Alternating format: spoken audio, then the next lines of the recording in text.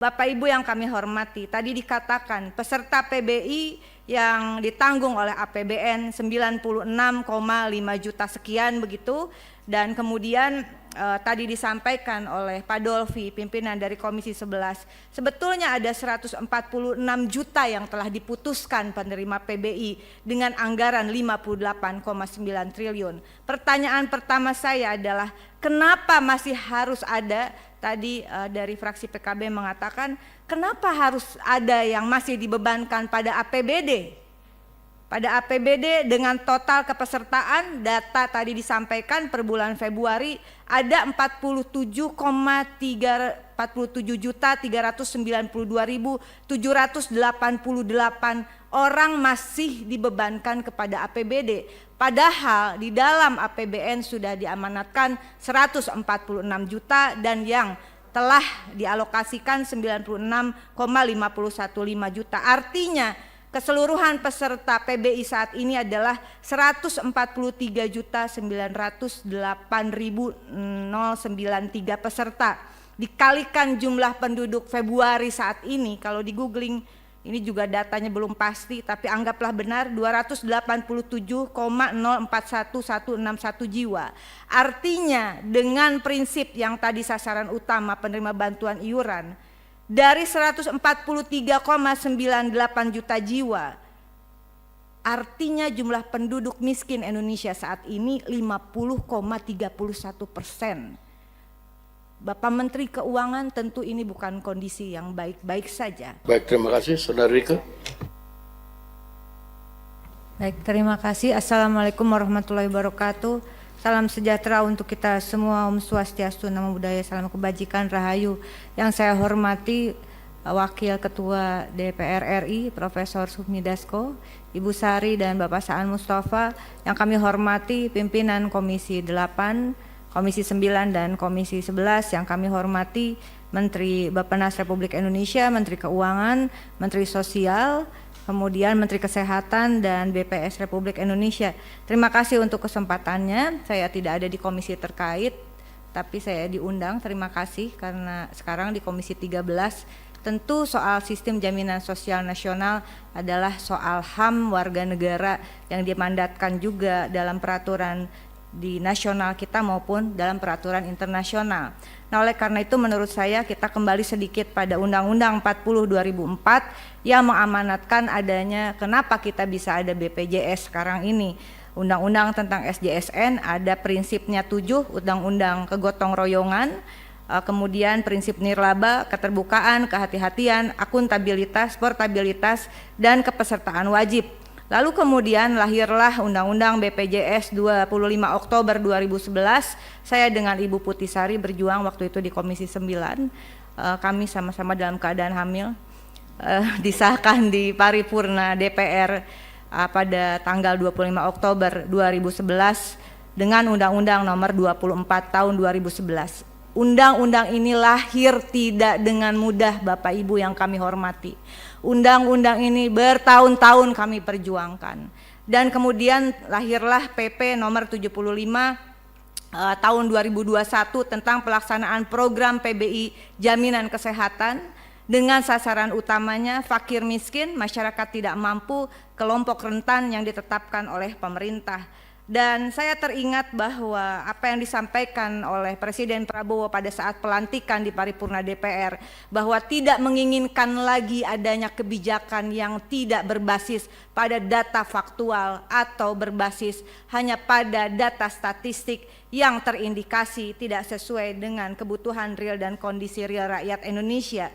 Bapak Ibu yang kami hormati, tadi dikatakan peserta PBI yang ditanggung oleh APBN 96,5 juta sekian begitu, dan kemudian tadi disampaikan oleh Pak Dolfi, pimpinan dari Komisi 11, sebetulnya ada 146 juta yang telah diputuskan penerima PBI dengan anggaran 58,9 triliun. Pertanyaan pertama saya adalah kenapa masih harus ada, tadi dari fraksi PKB mengatakan kenapa harus ada yang masih dibebankan pada APBD?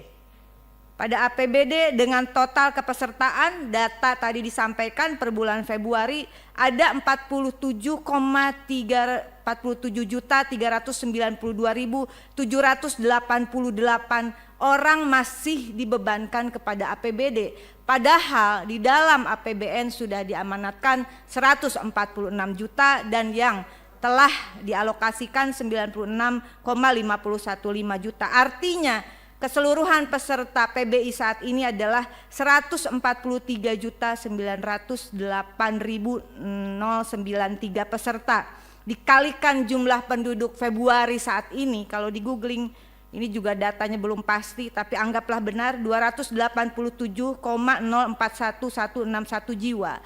Artinya dengan prinsip yang tadi sasaran utama penerima bantuan iuran, dari 143,98 juta jiwa, artinya jumlah penduduk miskin Indonesia saat ini 50,31%. Bapak Menteri Keuangan, tentu ini bukan kondisi yang baik-baik saja. Kalau dikalikan ya, apakah ini data yang faktual? Karena kalau 50,31%, saya mohon masukan dari senior-senior Komisi 11, dari semua yang hadir di sini, apa kategori negara kita jika 50,31% tidak mampu? Sehingga menurut saya ini juga sangat tidak baik. Bagaimana sebetulnya Presiden Prabowo berupaya agar anggaran itu turun langsung ke desa, agar pendataan itu sebetulnya harus dimulai dari desa. Oleh karena itu izin saya merekomendasikan. Pertama, saya sepakat reaktivasi peserta yang dinonaktifkan tadi segera, karena ini mohon izin pimpinan, mereka sangat, ini persoalan nyawa. Ada 120.472 orang kali 42.000 kali 3 bulan hanya 15,179 miliar, bukan uang kita. APBN bukan uang saya, bukan uang kita, uang rakyat. Saya kira cukup ini. Saya yakin Pak Purbaya juga akan mengatakan tadi cukup karena sudah dialokasikan, sebetulnya tinggal diturunkan. Yang kedua adalah benahi ekosistem data yang terintegrasi mulai dari desa dan kelurahan. Saya yakin bahwa anggaran tepat sasaran, jika data tepat sasaran, basis anggaran adalah data dasar negara, begitu. Karena itu saya dalam hal ini mengapresiasi khususnya kepada Bapak Prof. Dasko yang menginisiasi adanya prolegnas prioritas 2026 tentang RUU 1 Data Indonesia yang diinisiasi oleh DPR RI, khususnya Balik Republik Indonesia. Demikian pimpinan, sekali lagi mohon dukungannya kita untuk membenahi data negara, karena kita percaya bahwa di balik angka dalam data negara ada nasib dan nyawa jutaan rakyat yang dipertaruhkan. Ini bukan soal deretan angka. Kita bekerja di sini, saya yakin pimpinan, bukan sekedar untuk menghitung secara teknis deretan angka, dataset dan sebagainya. Keberhasilan kita bukan apa yang ditayangkan dalam PowerPoint, tapi keberhasilan kita ketika kita sejalan dengan Presiden Prabowo bahwa anggaran itu harus berbasis pada data agar pembangunan programnya semua terukur, terarah dan tepat sasaran, termasuk bagi peserta penerima bantuan iuran. Terima kasih. Wallahul muwaffiq ila aqwamit thoriq. Wassalamualaikum warahmatullahi wabarakatuh. Waalaikumsalam. Menteri Sosial dulu, baru Menteri Keuangan. Terima kasih pimpinan. Terima kasih atas saran, atas masukan, atas kritik, dan beberapa catatan dari para anggota Dewan. Pertama, judul besarnya memang transformasi bangsa. Dan secara khusus dimulai dengan transformasi data. Ini yang penting, dimulai dari transformasi data. Kalau datanya akurat, maka intervensi kita akan tepat sasaran. Dan kita sungguh tahu bahwa data ini adalah sesuatu yang krusial. Kenapa? Karena setiap hari ada yang meninggal, setiap hari ada yang lahir, setiap hari ada yang menikah, setiap hari ada yang pindah tempat, setiap hari ada yang naik kelas, setiap hari ada yang turun kelas. Ini sangat krusial, jadi mungkin data hari ini dengan data besok sudah sangat berubah. Ini yang perlu kita sadari bersama. Termasuk tadi ketika disinggung soal data yang 120 dengan 106. Data kami 106 itu adalah setelah kita sesuaikan dengan yang meninggal. Jadi 120 itu kemudian kita cek ulang dan tinggal 106 setelah kita lakukan penelusuran yang meninggal. Jadi 106 yang dari catatan kami. Ya. Itu satu. Jadi ini Bapak Izin, Pak. Berarti data yang terbaru yang terupdate 106 itu ya? 106 yang terakhir. Berarti anggarannya jauh lebih kecil lagi dari 15 miliar berarti itu ya? Ya nanti bisa dilihat lah kalau anggarannya. Kan kami bekerja ini juga diaudit ya oleh BPKP, oleh BPK. Kami diaudit, semuanya diaudit saya kira. Jadi itu bisa dilihat dengan baik secara seksama nanti. Jadi yang pertama memang sekali lagi data ini sangat krusial. Dan untuk itulah menindaklanjuti Inpres nomor 4 itu selama 1 tahun terakhir ini kami berjibaku. Termasuk utamanya dengan pemerintah daerah. Dan sekarang kita udah masuk ingin melibatkan desa. Karena jalur formal ini Bapak Ibu sekalian sangat penting. Meskipun belum semua daerah menyadari arti strategis dan pentingnya kita benar-benar peduli sama data ini. Itu yang pertama. Jadi kami terus terang bukan hal yang mudah, tapi kami akan melakukan sekuat tenaga sesuai dengan kemampuan dan kewenangan yang kami miliki. Hari-hari ini kami sedang berdiskusi dengan Kementerian Desa, juga dengan kementerian-kementerian yang lain dan dengan daerah bagaimana kita bisa berkolaborasi, mendukung data tunggal. Kenapa? Karena kementerian lembaga pemerintah daerah sudah tidak boleh lagi menggunakan datanya sendiri-sendiri. Saya ingin lapor Pak Pimpinan, dulu Kementerian Sosial itu punya data sendiri, namanya DTKS. Kemudian itu dijadikan pedoman untuk menyalurkan bansos yang disalurkan lewat Kementerian Sosial. Habis itu tentu akhirnya tepuk tangan sendiri. Bisa jadi kementerian yang lain tidak ikut, tidak terlibat di dalam proses bantuan sosial kita. Tapi sesuai dengan instruksi Bapak Presiden sekarang udah tidak bisa lagi begitu. Data dikelola oleh BPS, kami hanya membantu pemutakhiran. Data pemutakhiran oleh BPS yang terakhir itulah yang kami jadikan pedoman untuk menyalurkan bansos. PBI tadi menjawab yang Komisi 9 itu adalah datanya pertama-tama usulan dari pemerintah daerah. Lalu kita pandu untuk menyesuaikan dengan DTSEN yang disajikan oleh BPS.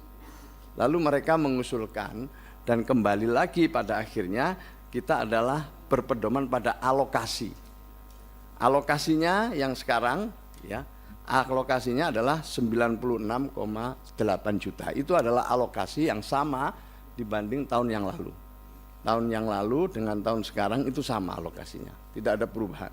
Yang untuk PBI, Nah, ada lagi memang daerah APBD yang menyediakan secara khusus, nanti dijelaskan sama beliau. Jadi ada APBD yang menyelenggarakan. Dalam rangka apa? Daerah ini juga sedang berlomba menuju yang namanya UHC. Ini menjadi indikator kesuksesan daerah.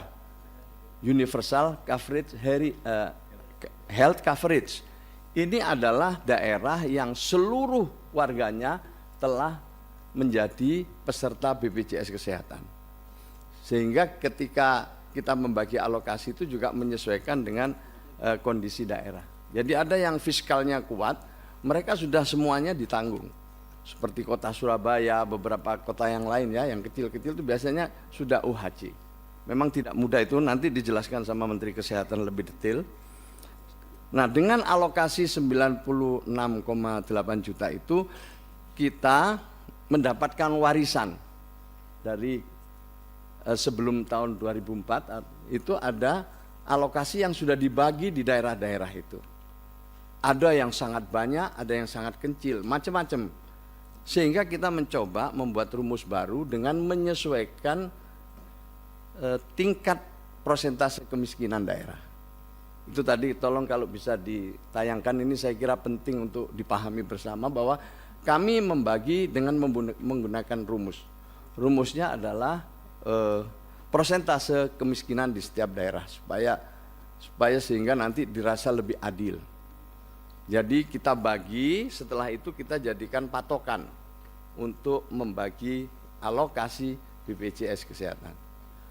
Kami kalau mohon dibantu ini supaya kita lebih bisa dipahami sedikit, dikembalikan ke slide kami tadi yang menyangkut untuk menjawab Komisi 11.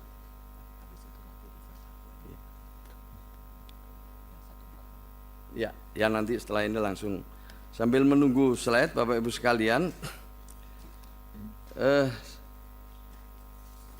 yang diprioritaskan adalah desil 1 sampai desil 5. Desil itu adalah 10% dari penduduk Indonesia. Kalau misalnya desil 1 berarti yang paling bawah secara ekonomi menurut ukuran BPS. Jadi ada 10%. Desil 2 tentu adalah 10% pada ranking kedua sampai seterusnya desil 10. Nah, kita prioritaskan dalam peraturan Kementerian Sosial itu sementara desil 1 sampai desil 5. Ke depan kita ingin difokuskan kepada desil 1 sampai desil 4 yang kami asumsikan desil 1 sampai desil 4 itu adalah kelompok rentan, yang itu berarti 40% dari seluruh penduduk Indonesia.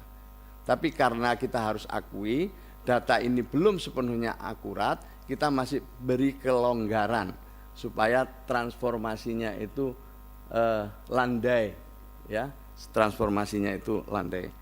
Nah, Bapak Ibu sekalian yang saya hormati, kaitannya dengan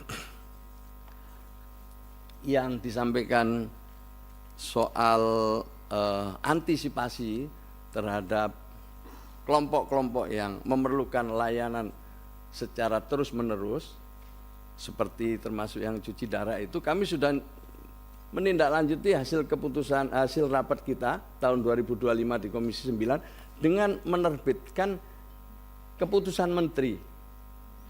Tadi sudah saya singgung di depan, keputusannya itu yang memberikan kelonggaran kepada mereka-mereka yang memerlukan perawatan secara terus-menerus untuk otomatis direaktivasi.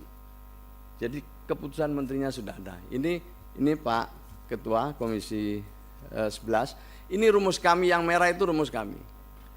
Jadi bisa dilihat gitu, Sumatera Barat dapatnya sangat tinggi, sementara Kalimantan Timur waktu itu kecil sekali. Nah, maka itu kita naikkan pelan-pelan. Kita juga tidak langsung mengurangi habis sesuai garis merah, tapi kita naikkan pelan-pelan secara bertahap, supaya tadi tidak ada kejutan-kejutan. Dan ini adalah kesempatan kami bersama daerah untuk melakukan yang namanya ground check bersama dengan BPS.